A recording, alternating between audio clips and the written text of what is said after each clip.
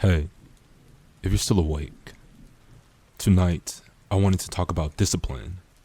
And I think discipline might be one of the most misunderstood words in the world. Let me repeat that. I think discipline might be one of the most misunderstood words in the world. That's a mouthful. Let me do it again. And I think discipline might be one of the most misunderstood words in the world. What a mouthful, because I'm saying most and misunderstood, so two M's, words and world, which is just one letter apart, maybe two letters apart. So, one more time. Tonight, I wanted to talk about discipline. And I think discipline might be one of the most misunderstood words in the world. Because when people hear discipline, they think of punishment, rules, restrictions, early mornings, hard work, sacrifice. And while discipline can look like those things, I don't think that's what it really is. I think discipline is remembering who you're trying to become. Let me repeat that. I think discipline is This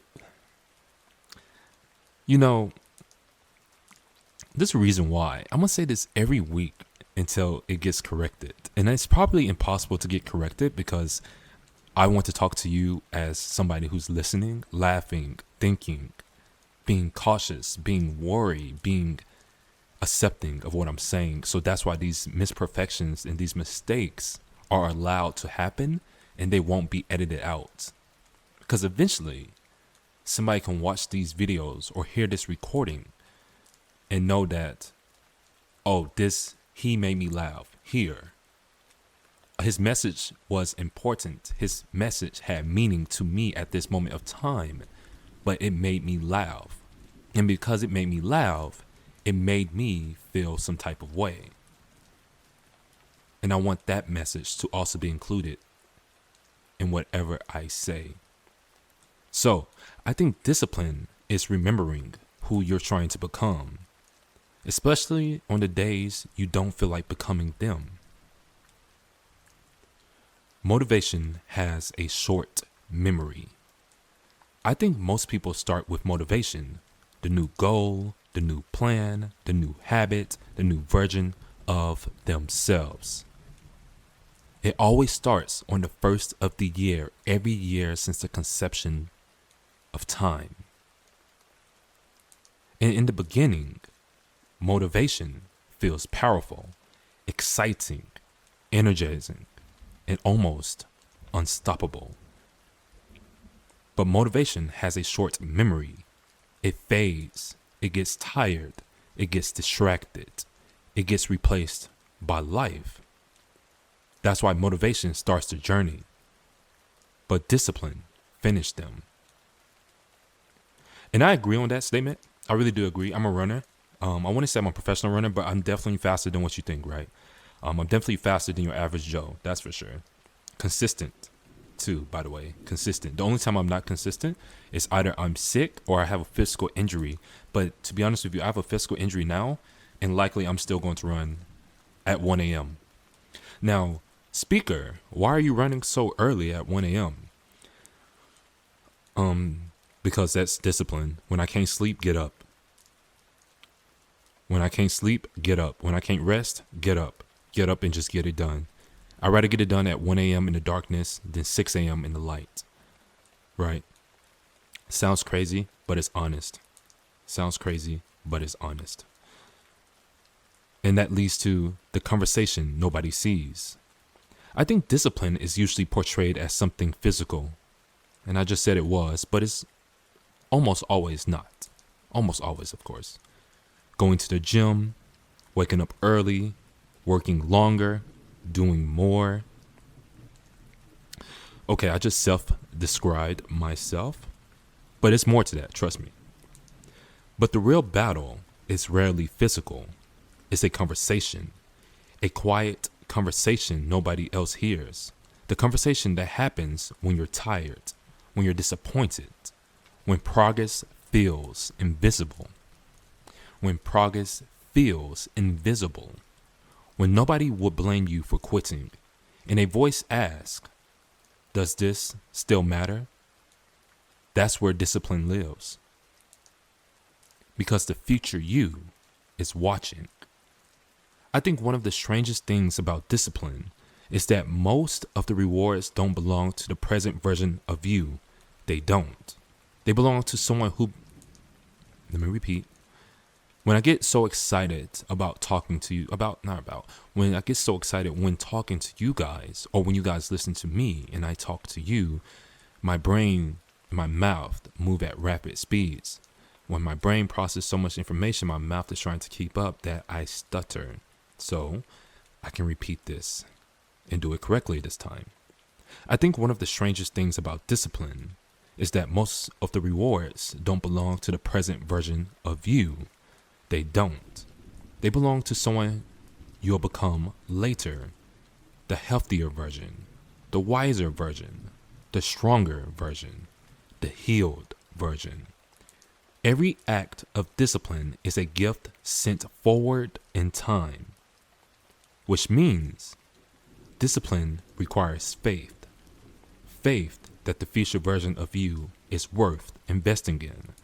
And I agree, discipline definitely requires faith. And we're not talking about religious faith. We're not talking about a higher being faith, because the only faith that can conjure up a form of discipline is you, the listener. There's no higher faith than you yourself.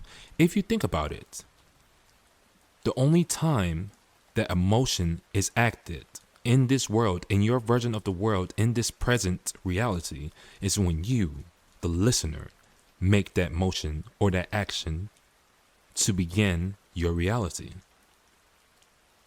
When the day you wake up in bed, yes, you could say that higher being chose for you to wake up that day, and I can't disagree with you, because it's a subjective topic.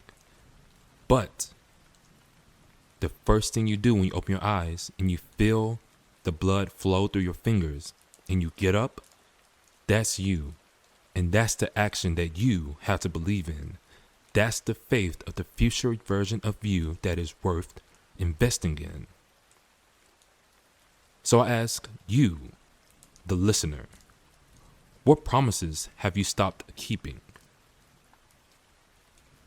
What version of yourself are you trying to build? And what would happen if you started acting like that person tomorrow? What would happen if you started acting like that person tomorrow? Will you be stronger? Yes. Will you be faster? Yes. Will you be financially richer? Yes. It all starts with the step tomorrow. Maybe discipline isn't forcing yourself to suffer. It's not. Maybe discipline is refusing to forget who you're becoming. Facts. Discipline is refusing to forget who you're becoming. I'm becoming a richer, stronger, and better man daily, mind you. Daily. The goalposts continue to move forward daily. And I won't forget who I'm trying to become, because who I used to be was worth throwing away for who I am now and who I want to become.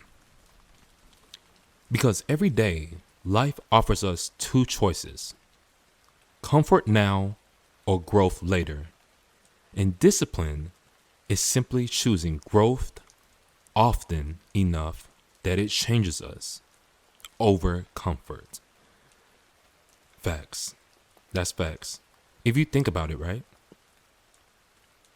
Do you want to be comfortable now? Are you okay now? Are you satisfied with your life now? Or do you want growth? Chase that growth while maintaining discipline, and you'll never be comfortable again. You'll be a disciplined, stronger, and better person. So as I wrap up, if you're still awake tonight, remember, the person you're becoming is built in moments nobody sees. quiet moments, ordinary moments, moments that seem insignificant at the time, until one day they become your life. The room will reopen on Thursday night.